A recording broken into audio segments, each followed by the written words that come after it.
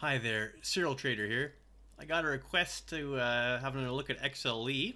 It's been a little while, so I'll go ahead and do that now.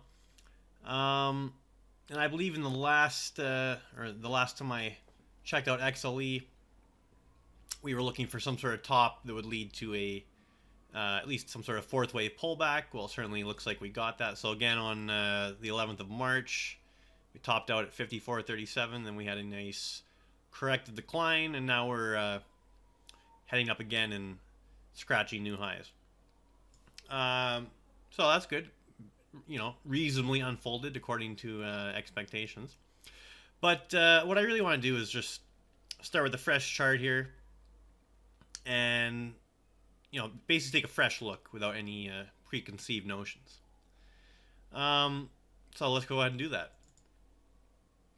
So I'll just focus on the largest degree here, but I'll just kind of manually go through my thought process. So from the bottom here in October of 2020, I think we got a 1, 2, 3, 4, 5 for initial 1. So let's call this our wave 1 up. This is obviously a nice little corrective pullback. But I think what we maybe have going on here is like A, B, C running flat wave 2. And I'll explain my thought process there. And then this would be our third wave. ABC down for 4. And now we're in the fifth. Okay. And you could call this, the 2 here. And then this is the 1, 2, 3, 4, 5 of the third. There's nothing wrong with that. But I'll explain my rationale for just kind of leaning on this interpretation. I mean, directionally, they're very similar. They're both impulsive structures, suggesting upside development. But just to go into the nuances here, what I kind of like is the symmetry of time by doing it this way between the 2 and the 4. And let me just kind of show that. So here is the amount of time consumed in this proposed, I guess we'll call consolidation period, which I'm labeling as wave 2. If we project that off of the wave 3 peak, you can see that, okay, it was a little bit longer than the duration of our wave 4, but quite proportional, okay, very similar. Within a handful of bars, in this case daily bars, as far as the time duration matching. So that's kind of why I like this as the 1 running flat 2, 3, simple, ABC down for 4, like a zigzag here, right? And then going up in 5. Anyway, that's my rationale for the labeling choice here. Okay, so what does this mean? Well, if this is wave 5, it means we're approaching another top here. And let's just do some fib relationships as far as the wave 5 top. And let's do the extension of the fourth wave range here.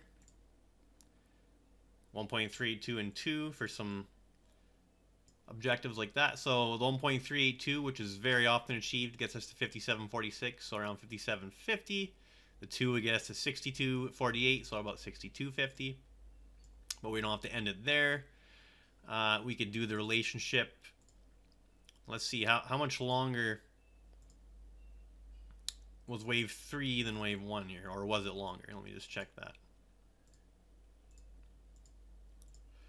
Okay, so wave 3 was almost the same length, at least measured this way, but slightly longer than wave 1. Okay, so maybe wave 5 will also be, that guideline wave 1 versus 5 equality. So if we do that, project off that wave 4 pivot. So the way I've measured it here, wave 5 versus 1 equality, we get to 61.35. Again, that's close to that extension of the range target there, 62.50. What we're trying to do is develop a cluster of upside relationships for kind of a zone where we may land here in our fifth wave.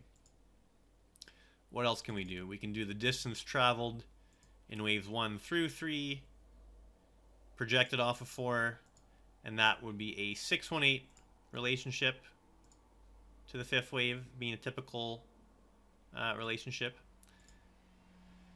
And that brings us up to 63.51, so that's our highest relationship target up here so far.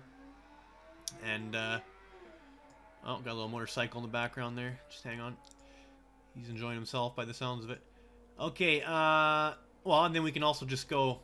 So those are kind of those larger relationship targets. Now let me just get in here maybe on a 4-hour and actually just examine this developing wave 5. Okay, so maybe we got the 1, 2... Oh, 3, 4, 1, 2, 3, 4, 5. Now, I mean, it's possible we've kind of underachieved here, and we may already have a wave 5 peak, because you can certainly count. It doesn't mean we can't extend higher, and I wouldn't be surprised at all if we did. But you can certainly count cleanly 5 non-overlapping waves, and I think you can get enough subdivisions out of those waves, even, you know, subwaves, to at least propose that we've completed something up here. And we have had a pretty decent, you know, reversal downwards. I don't know if a 1-hour chart. I mean, not that definitive as far as a clean 5 waves down or anything, but certainly rejecting, at least for now, off those highs. And this would be a degree down, obviously.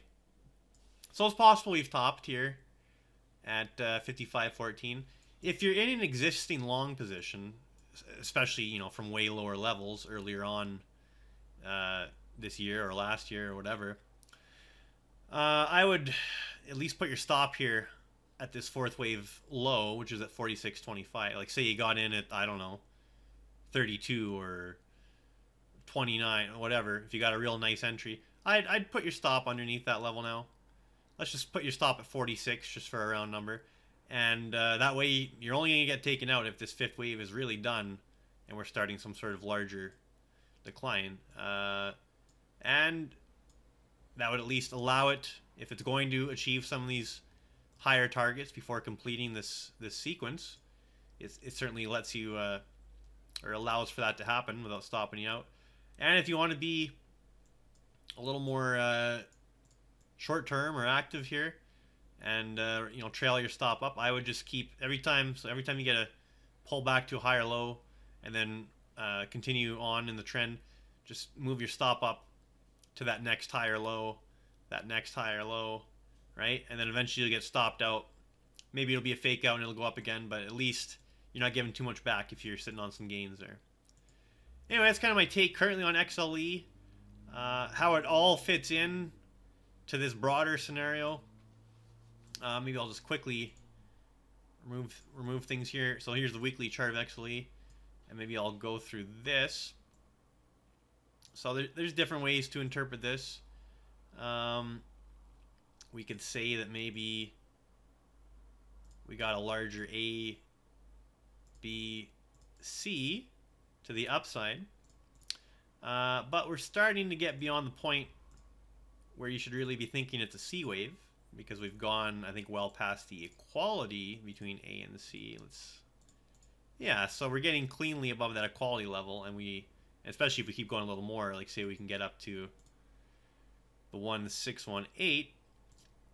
Well, that's quite a ways up there, isn't it? 65.81. But say you did get that 1618 or even the 1.382 at 60.15, that would start to argue against it just being an ABC up from the lows, and it might start elevating the scenario that we got wave 1, wave 2, you know, wave 3, 4, and 5, and something a lot more trending establishing here to the upside, like a real new oil bull market, and not just a, you know, large bounce off of absolutely crushed lows, right? Now on this time frame, it's not really tradable information, but I think it's just interesting to keep it all within that larger context. But earlier on, obviously went through the more immediate kind of trading related information. All right, hopefully that was a helpful update for XLE. Serial Trader signing off.